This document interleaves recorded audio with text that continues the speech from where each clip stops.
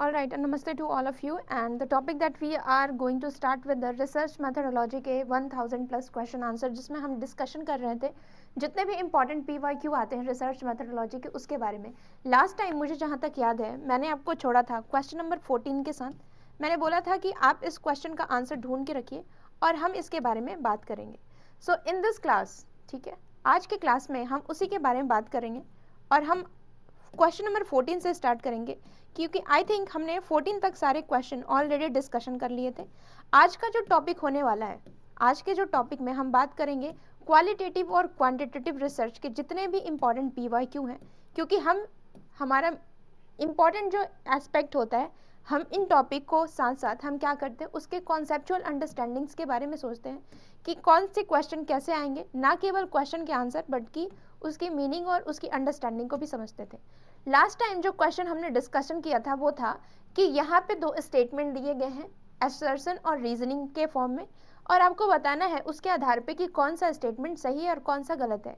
जो टॉपिक हम last time cover कर रहे थे in the form of PYQ is regarding the qualitative और क्वांटिटेटिव रिसर्च।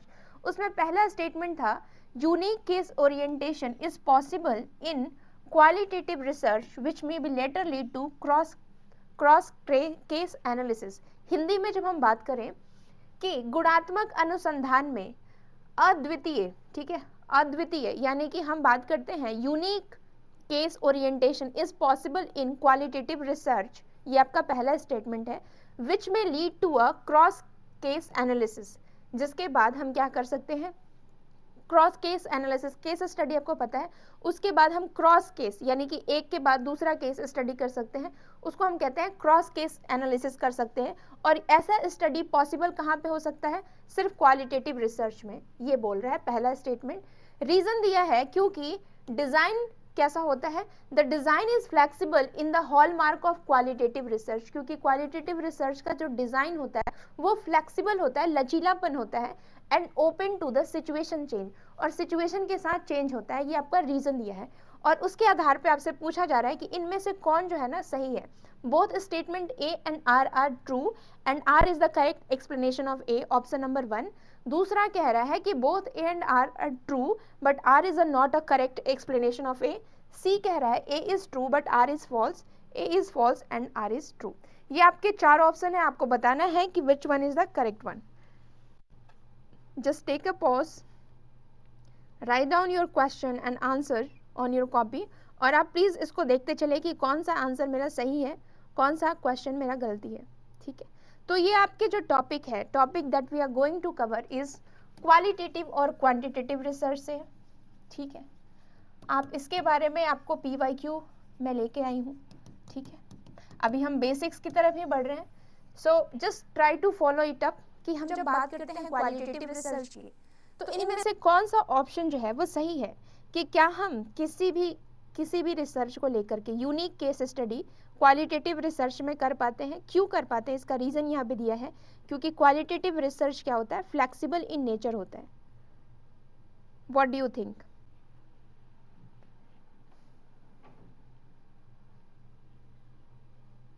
देखिए, जब मैंने आपको याद है, आपको मैंने जब क्वालिटेटिव और क्वांटिटेटिव रिसर्च बताया था, तो मैंने एक चीज बताया था कि जब भी हम क्वालिटेटिव रिसर्च की बात करते हैं, क्वांटिटेटिव रिसर्च की जब हम बात करते हैं, गिव मी अ सेकेंड, जब हम क्वालिटेटिव की बात करते हैं, ठीक है,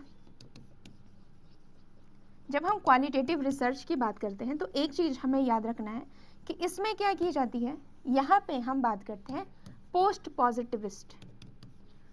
पॉजिटिविस्ट, और क्योंकि हम क्वालिटेटिव की बात कर रहे हैं तो क्यों ना साथ साथ हम क्वांटिटेटिव की भी बात कर लें। तो हम यहाँ पे लेके चल रहे हैं क्वांटिटेटिव रिसर्च की बात कर रहे हैं। जब हम क्वांटिटेटिव रिसर्च की बात करते हैं तो ये कैसा था, पॉजिटिविस्ट, साइंटिफिक इन नेचर था, ठीक है।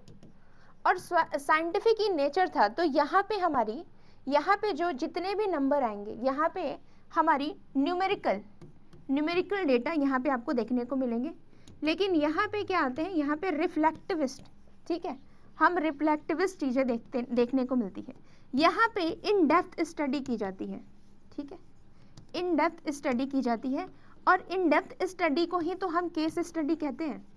याद आ रहा है किसी एक टॉपिक को लेकर के, पर्टिकुलर टॉपिक को लेकर के, स्पेसिफिक इवेंट को लेकर के हम डेप्थ में स्टडी करते हैं, उसी को तो केस स्टडी कहते हैं। और यहाँ पे आपको क्वालिटेटिव जब देखोगे तो यहाँ पे फ्लेक्सिबिलिटी आपको देखने को मिलती है, लचीलापन आपको देखने को मिलता है। जैसे आपकी रिसर्च डिज़ाइन जो है ना, आप उसके आधार पे आप फ्लेक्सिबल देखने को मिलती है।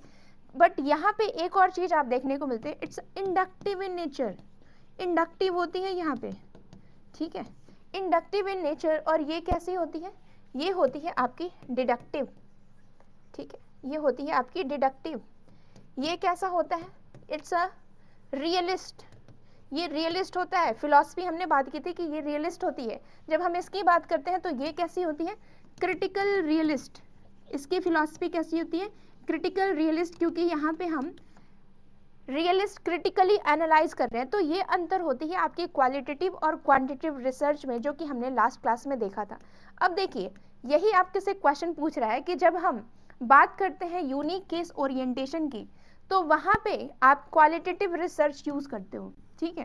केस स्टडी की, यूनिक केस ओरिएंटेशन की बात करते हो तो वहाँ पे आप क्वालिटेटिव रिसर्च यूज करते हो, which may later to cross case analysis, यानी कि इसकी केस की एनालिसिस उसके केस से, इस तरीके से आप क्या कर सकते हो, एनालाइज कर सकते हो। ऐसा इसलिए होता है बिकॉज ये इसलिए होता है क्योंकि यहाँ पे डिज़ाइन जो है फ्लेक्सिबल होता है। और यही क्या है, हॉलमार्क है, यही क्या है, यही जो है ना उसका पहचान है, क्योंकि आप यहाँ पे सिचुएशन के अनुसार आप चेंज कर सकते हो अपने डिज़ाइन को, ठीक है, आप अपने डिज़ाइन को चेंज कर सकते हो। ये सारे गुण आपके क्वालिटेटिव में देखने मिलेगी। क्वांटिटेटिव में डिज़ाइन फ्लेक्सिबल नहीं होता, वहाँ पे सब कुछ साइंटिफिक वे में चलती है। तो of course both A and R is true and R is the correct explanation of A, ठीक है। एक चीज़ मैं आपको क्वालिटेटिव के बारे में बताना चाहती हूँ, क्योंकि हम क्वालिटेटिव की बात करते हैं। तो क्वालिटेटिव रिसर्च ब्रॉड, ठीक है, किसी भी टॉपिक को हम ब्रॉड में स्टडी करते हैं, इन डेप्थ एनालिसिस करते हैं, ह्यूमन बीइंग की फीलिंग्स, उनके बिहेवियर, उनकी स्टडी करते हैं। उसमें आप केस स्टडी को देखते हो, फोकस स्टडी करते हो, उसकी डीप मीनिंग देखने की कोशिश करते हो। ये इंडक्टिव इन नेचर होता है। और आप किसी इंडिविजुअल की थियरी आप क्या करते हो, यही तो होता है इंडक्टिव। इंडक्टिव में क्या होता है, आप इंडिविजुअल से, आप किसी एक पर्टिकुलर से कहाँ बैठते हो, पर्टिकुलर से जनरल की तरफ जाते हो और थियरी को डिराइव करते हो। यही तो है आपका इंडक्टिविज्म, ठीक है। और इसी को तो हम कहते हैं क्वालिटेटिव इन रिसर्च। सो ये थी हमारी कुछ बैकग्राउंड अंडरस्टैंडिंग, और यहीं पे मैंने आपको लास्ट टाइम छोड़ा था। Now let's come to the topic जिसको हम आज स्टार्ट करने वाले हैं। मुझे पता है दिख नहीं रहोगी, let me zoom for a voile, ठीक है, ताकि हिंदी मीडियम वाले बच्चे को भी दिख पाए। थोड़ी सी आपको दिख रही होगी, क्योंकि मैंने चाहती कि हिंदी मीडियम वाले बच्चे ना देखें, ठीक है। तो बस इतना ही हो सकता है जूम। मैं आपके लिए ये क्वेश्चन पढ़ रही हूँ, ठीक है। कह रहा है कि यहाँ पे 2 स्टेटमेंट दिए हुए हैं, ठीक है, यहाँ पे 2 स्टेटमेंट आपके दिए हुए हैं। पहला स्टेटमेंट कह रहा है इफ़ वी आर इंटरेस्टेड, ठीक है, अगर हम रुचि रखते हैं, if we are interested in the world view of member of a certain social group, ठीक है, यदि हम निश्चित सामाजिक समूह के सदस्यों की विश्व दृष्टिकोण में रुचि रखते हैं, ठीक है, अ qualitative research is a strategy, तो क्या उसके लिए क्वालिटेटिव रिसर्च स्ट्रेटजी है दैट इज सेंसिटिव, क्योंकि ये क्या होता है, ये गुणात्मक अनुसंधान रणनीति जो इस बात से संवेदनशील हो, how a participant interpret their social world view is the preferable. तो जब हम किसी समाज, व्यक्ति समाज या फिर किसी हम सर्टेन सोशल ग्रुप की स्टडी कर रहे हैं, तो क्या हम क्वालिटेटिव स्ट्रेटजी अपनाते हैं। ये ऐसा हम इसलिए अपनाते हैं क्योंकि ये प्रेफर किया जाता है, ये सेंसिटिव होता है किसी पर्टिकुलर समाज के संवेदनशील उनकी स्ट्रेटजी सर्टेन सोशल ग्रुप को लेकर के।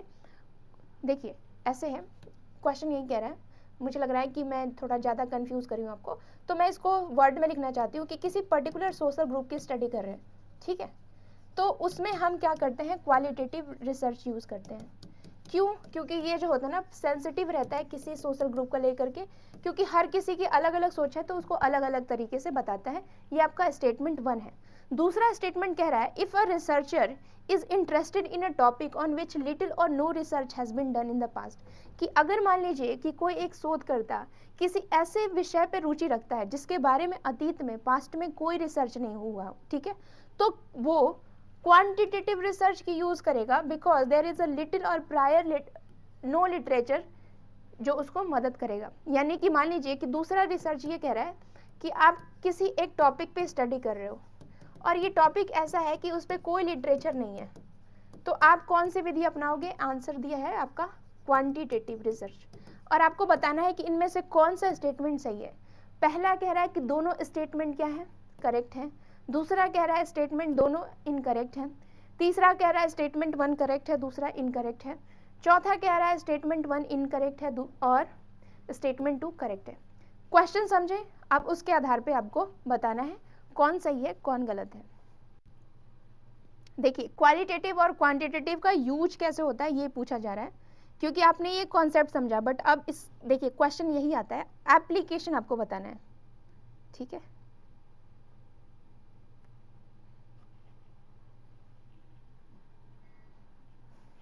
अगर मान लीजिए आपके पास आप रिसर्च करना चाहते हो और आपके पास पास्ट में कोई लिटरेचर नहीं है, तो आप कौन सी विधि अपनाओगे? क्वालिटेटिव या क्वांटिटेटिव, ये पूछ रहा है सेकंड स्टेटमेंट।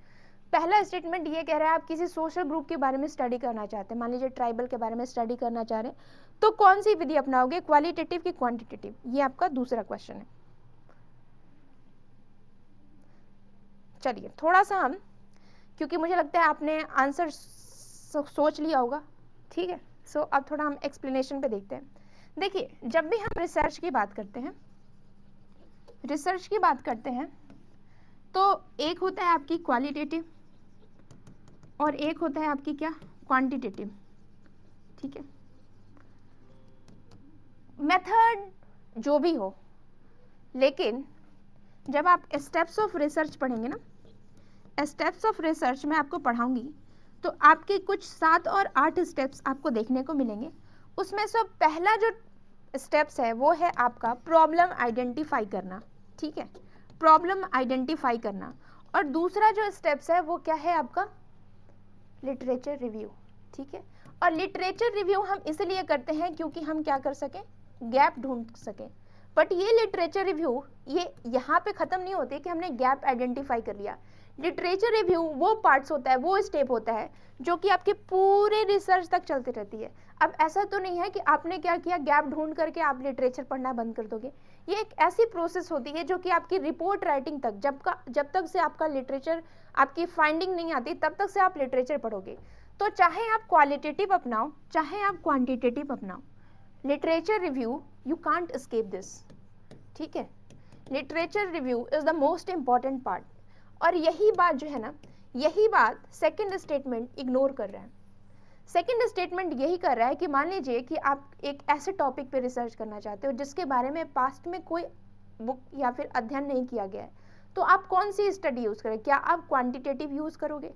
देखिए लिटरेचर होना बहुत जरूरी है, क्या उसके बारे में कोई स्टडी हो, क्योंकि आपको वहां पे क्या करना है? एक प्रूफ देना है, उसी को तो कहते हैं सिस्टमेटाइज। ठीक है, उसके बारे में क्या इनफ लिटरेचर है, क्या उसमें गैप है, आप किस गैप के आधार पे अगर आप अपनी क्लेम दोगे तो उसकी क्या एविडेंस है, क्या प्रूफ है।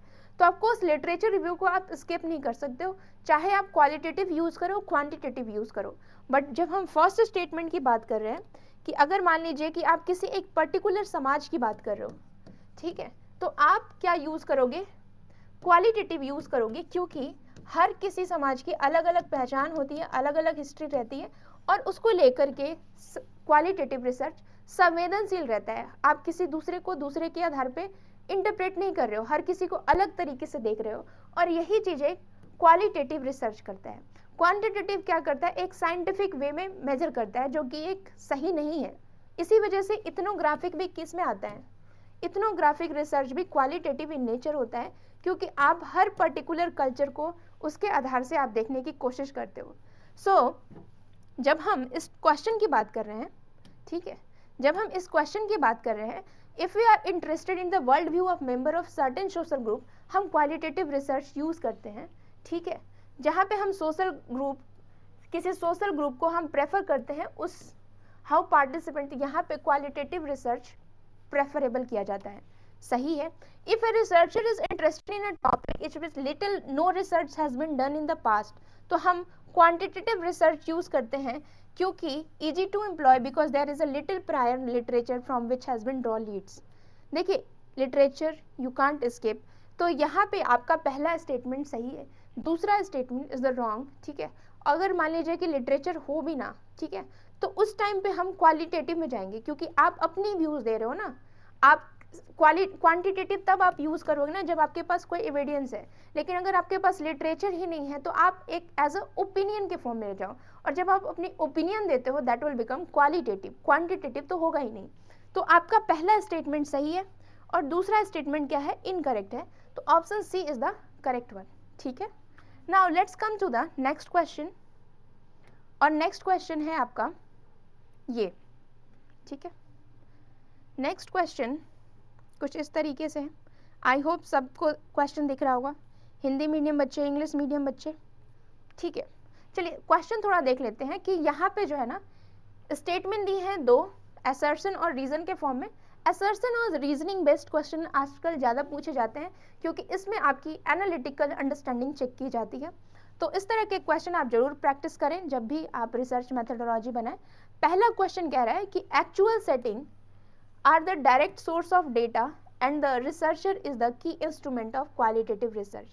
कि जब हम एक्चुअल सेटिंग की बात करते हैं, जो रियल कंडीशन रहता है, ठीक है, वास्तविक सेटिंग की हम बात करते हैं, तो ये कैसा होता है, डायरेक्ट सोर्स ऑफ डेटा, वहाँ पे हम जो डेटा लेते हैं वो प्रत्यक्ष होता है, क्योंकि and the researcher are the key instrument of qualitative research, और यहाँ पे जो रिसर्चर जैसा चाहेगा वैसा डेटा इकट्ठा करेगा, तो यहाँ पे रिसर्चर जो होता है वो केंद्र में रहता है और इसमें क्वालिटेटिव रिसर्च देखा जाता है। ये है आपका कथन वन, ठीक है। कथन वन, हिंदी वाले मीडियम वाले बच्चे, वास्तविक सेटिंग डेटा का प्रत्यक्ष सोर्स है और शोधकर्ता गुणात्मक अनुसंधान में प्रमुख साधन है। ये आपका स्टेटमेंट वन है। अब इसका रीजन ये दे रखा है, the purpose underlying the qualitative research is relatively more directed, क्योंकि यहाँ पे कह रहा है कि the purpose underlying the qualitative research is relatively more directed at the depiction of the reality rather than arriving at the context free generalization. यानी कि यहाँ पे कह रहा है कि जब हम क्वालिटेटिव रिसर्च का पर्पस देखते हैं, ठीक है, थोड़ा सा मैं इरेज करके आपको बताना चाहूँगी, कह ये रहा है कि जब हम क्वालिटेटिव रिसर्च की पर्पस देखते हैं, यानी कि इसकी जो है ना क्वालिटेटिव यानी कि गुणात्मक अनुसंधान का जो उद्देश्य देखते हैं, ये कैसे होता है, ये इसका मोड डायरेक्शन क्या होता है, रियलिटी को फाइंड करना, रेदर देन अराइविंग एट, ना कि हम कॉन्टेक्स्ट फ्री जनरलाइजेशन की बात करते हैं, हम रियलिटी को डिपिक्ट करते हैं, ठीक है, और हम किसी कॉन्टेक्स्ट फ्री जनरलाइजेशन करने की हम कोशिश नहीं करते हैं, ये हम किस में करते हैं, क्वालिटेटिव रिसर्च में, ठीक है। तो अब ये दो स्टेटमेंट आपके हैं, ये असर्शन है, ये रीजन है, तो एक बार हम रीजन की तरफ पढ़ते हैं, बिकॉज डाल के पढ़ेंगे, ठीक है, यही तो मेथड होता है पढ़ने का, असर्शन और रीजनिंग में। कह रहा है actual setting is directed source of the data and the researcher is the key instrument of qualitative research because the purpose underlying the qualitative research is relatively more directed at the depiction of the reality rather than the arriving at the context free generalization। ठीक है, Hindi medium वाले बच्चे भी हिंदी में question पढ़ेंगे और मैं English medium वाले बच्चे के लिए ये साफ सुथरा कर देती हूँ, और अब मुझे आप क्या करोगे, आंसर दोगे, और इसको मैं एक्सप्लेन करूँगी जैसे ही आप आंसर सही सेलेक्ट कर लोगे तो। So just take a glimpse and then we will look into the answer. पहला क्या है, both A and R are true and R is the correct explanation of A। दूसरा कह रहा है कि A and R are true but not correct explanation। A is true, R is false, A is false, R is true। तो ये आपके चार option दे रखे हैं और आपको बताना है इनमें से कौन सही है।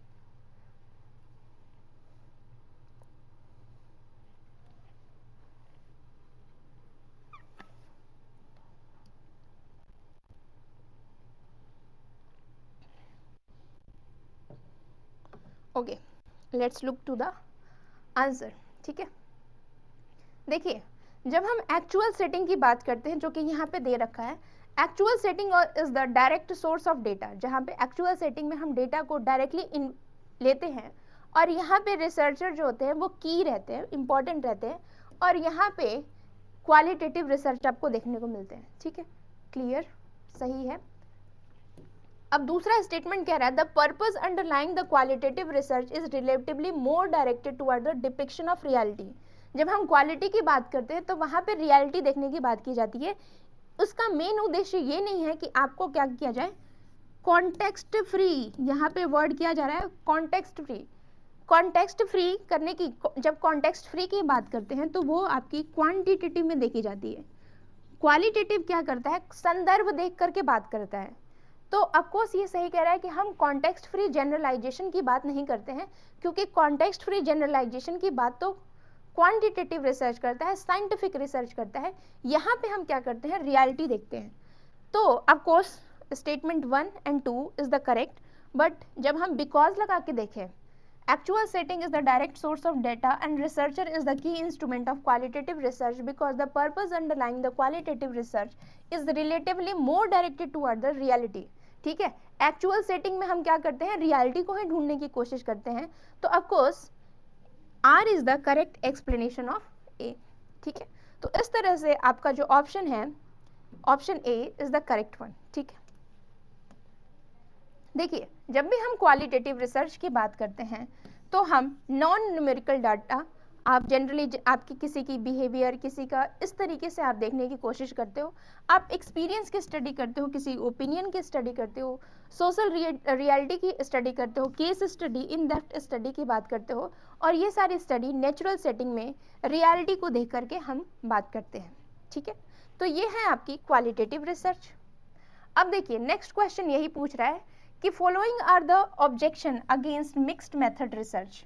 इनमें से कौन जो है ना मिश्रित पद्धति, ठीक है, अनुसंधान में विरुद्ध है। ठीक है, against mixed research, mixed method की अगेंस्ट है।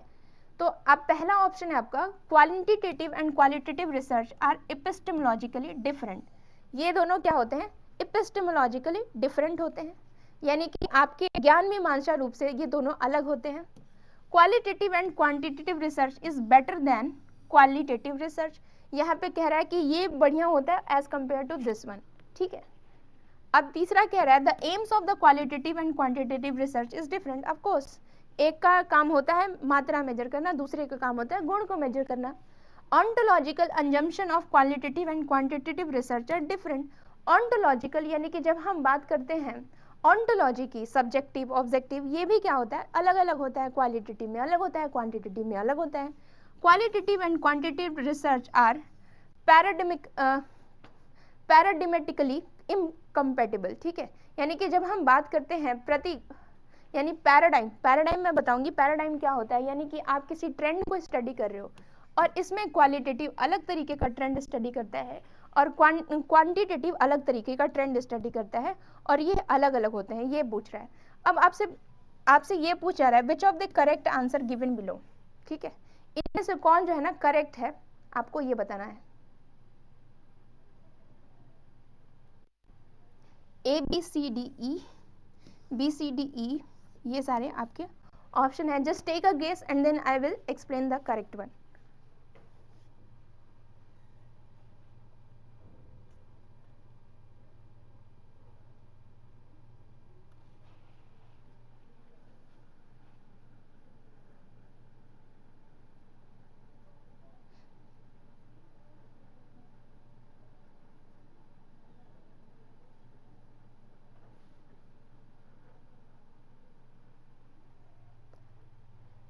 देखिए जब हम मिक्स्ड रिसर्च की बात करते हैं ना, यानी कि जब हम मिक्स्ड रिसर्च की बात करते हैं, मिक्स्ड रिसर्च का मतलब ही क्या होता है, आप क्वालिटेटिव और क्वांटिटेटिव दोनों यूज कर रहे हैं, उसी को तो हम मिक्स्ड रिसर्च कहते हैं, है ना। गिव मी अ सेकेंड, मैं आपको बताती हूँ। जब हम मिक्स्ड की बात करते हैं तो यहाँ पे क्वालिटेटिव और क्वांटिटेटिव होता है, पता है ना, जहाँ पे हम दोनों विधि का मिश्रित फॉर्म में बात करते हैं। तो यहाँ पे क्वांटिटेटिव प्लस क्वालिटेटिव यूज होता है। ठीक है, स्पेलिंग आप देखते रहना। ठीक है, तो ये दोनों जो है ना, इसी को हम क्या कहते हैं, क्वालिटेटिव और क्वांटिटेटिव।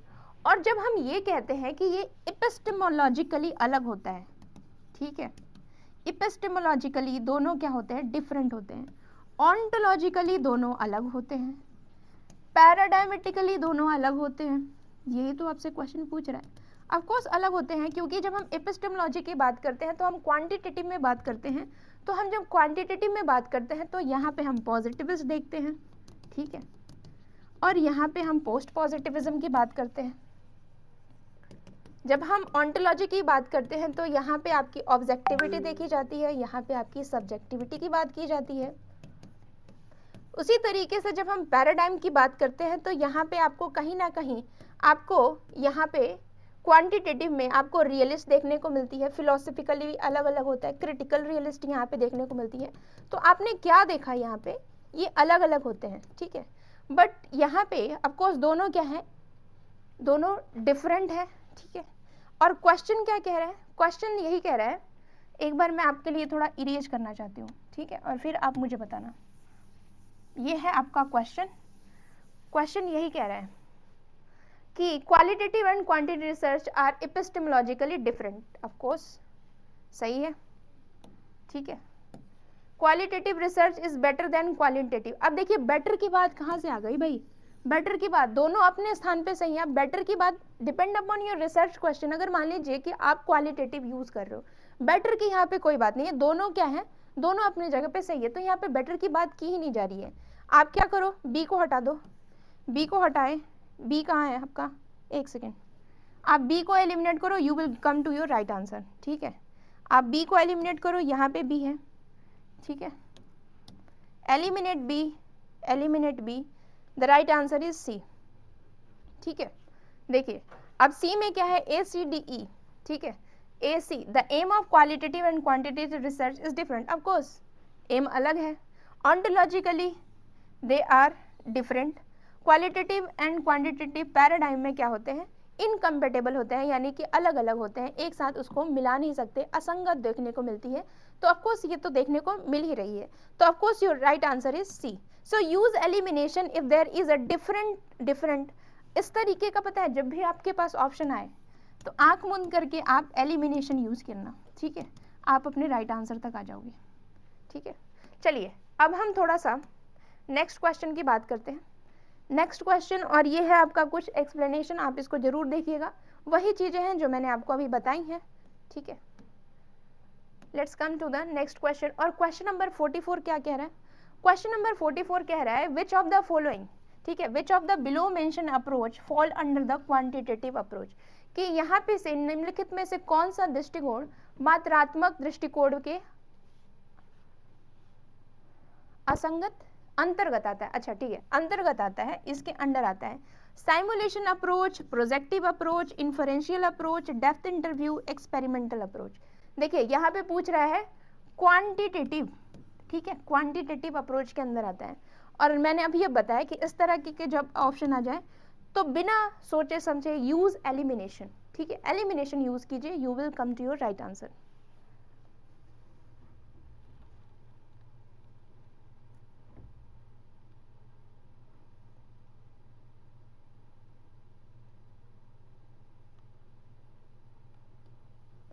चलिए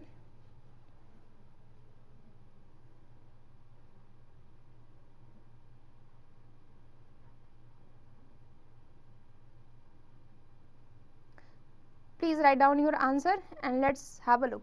देखिए जब भी हम बात करते हैं क्वांटिटेटिव अप्रोच की, क्वांटिटेटिव अप्रोच यानी साइंटिफिक, और जब हम साइमुलेशन की बात कर रहे हैं तो साइमुलेशन क्या होता है, एक साइंटिफिक लैब में देखते हो आप कि आप एक साइमुल यानी कि आप एक आर्टिफिशियल सिचुएशन क्रिएट करते हो और वहाँ पे आप क्या करते हो, रिसर्च करते हो, ठीक है।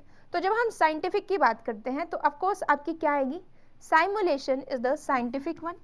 फिर उसके बाद आप क्या देखोगे, डेप्थ इंटरव्यू। हमने अभी देखा कि डेप्थ इंटरव्यू क्या है, it's a qualitative in nature, ठीक है, यानी कि वो आपकी क्वालिटेटिव हो जिसमें आप केस स्टडी ये सब करते हो। तो ऑफकोर्स आप किसी के डेप्थ इंटरव्यू लोगे तो वो अपनी भावनाएं, फीलिंग्स ये सब बताएगा, और जब भावनाएं और फीलिंग बताएंगे तो वो क्वालिटेटिव इन नेचर होगा। तो आप क्या करो, आप पहले एलिमिनेट करना सीखो, डी को हटा दो आप, ठीक है, मैंने एक हटा दिया। अब देखिए एक्सपेरिमेंटल रिसर्च, आपको पता है कि एक्सपेरिमेंटल रिसर्च क्या होता है, साइंटिफिक इन नेचर होता है, यानी कि ये कैसा होगा, ये क्वालिटेटिव इन नेचर होगा। अब एक चीज मैं और आपको बताना चाहती is regarding the projective technique. अब ये प्रोजेक्टिव टेक्निक क्या है, इसके बारे में भी आपको पता होना चाहिए, क्योंकि मुझे पता है कि आपको प्रोजेक्टिव इन द सेंस क्या होता है कि आप क्या करते हो, किसी एक सब्जेक्टिव आइडिया के आधार पे आप क्या करते हो, प्रोजेक्ट करते हो, that is your projective technique, तो यहाँ पे आपकी सब्जेक्टिव नॉलेज, ठीक है, आती है और उसके आधार पे आप क्या करते हो, you will project your ideas, ठीक है। तो आप बी को भी एलिमिनेट करोगे, ठीक है। So you will come to A C. अब देखिए इसमें आपकी एक्सपेरिमेंट भी आ गई, इसमें आपकी इन्फरेंशियल, इन्फरेंशियल क्या होता है कि आप जो है ना इन्फरेंस के आधार पे, जो आपका एग्जाम्पल है उसके आधार पे आप क्या कर रहे हो, प्रूफ ला रहे हो, एविडेंस ला रहे हो। तो यहाँ पे इन्फरेंस इन द सेंस कि आपकी सबूत के आधार पे आप क्या कर रहे हो, कुछ क्लेम कर रहे हो, तो ऑफकोर्स ये क्या होगा, ये क्वांटिटेटिव इन नेचर होगा। फिर उसके बाद साइमुलेशन, ACE आ गया, so your right answer is a. अच्छा, तो मैं आज आपको क्या कर रही हूँ, आज आपको मैं छोड़े जा रही हूँ क्वेश्चन नंबर 45 में। ये क्वेश्चन थोड़ा सा ट्विस्टेड है क्योंकि इसके बारे में आई डोंट थिंक आपने कभी पढ़ा होगा। अगर पढ़ा नहीं है तो कोई घबराने की बात नहीं है, मैं आपको बताऊंगी कि ये ऑप्शन क्या होते हैं। So in the next class we are going to cover all the different type of qualitative research, जिसमें हम रिलायबिलिटी की बात करते हैं। जब हम रिलायबिलिटी की बात करेंगे तो वो जनरली हम क्वांटिटेटिव में देखते हैं, बट रिलायबिलिटी क्वालिटेटिव भी होती है और उसके अलग अलग टाइप होते हैं और उसके बारे में हम डिस्कशन करेंगे। So just look into this question and guess the answer. We will see you soon in the next class.